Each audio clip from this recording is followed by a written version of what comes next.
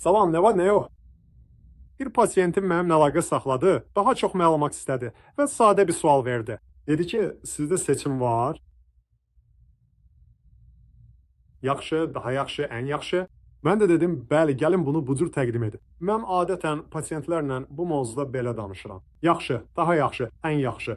Yaxşı, əgər bu seçimləri burada görə bilirsinizsə. Dis əvəzlənməsi lazım olanda, əgər bütün dislər çıxarılmalıdırsa. Bəli, yaxşı, daha yaxşı, ən yaxşı.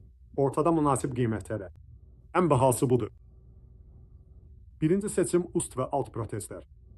Görünüşü yaxşıdır. Yemək çətindir. Hər kəsə deyirəm, bu protezləri əldə etdiniz deyə hər şeyi yeyə biləcəyiniz anlamına gəlmir. Bununla çeynəmə qabiliyyəti təxminən 10-dan 20%-dir.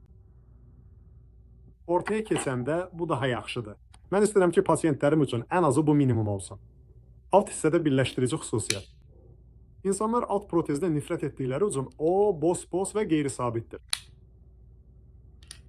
Bu qədər baha deyil, daha baha basa gəlir. Amma çeynəmə qabiliyyəti 40, 50, 60-a qədər daha yaxşı olarsa, daha bahalı olanı əldə edə bilərsiniz. Daimi hamısı X üzərində, hamısı 4 hibrid üzərində çıxmır. Oz disləriniz kimi davranır. Çeynəmə qabiliyyəti bu variantda ən yaxşıdır. Təxminən 70-80, bəzən 90%. Yaxşı, sadəcə alt hissəni edə bilərsiniz. Bəzi insanlar belə edir.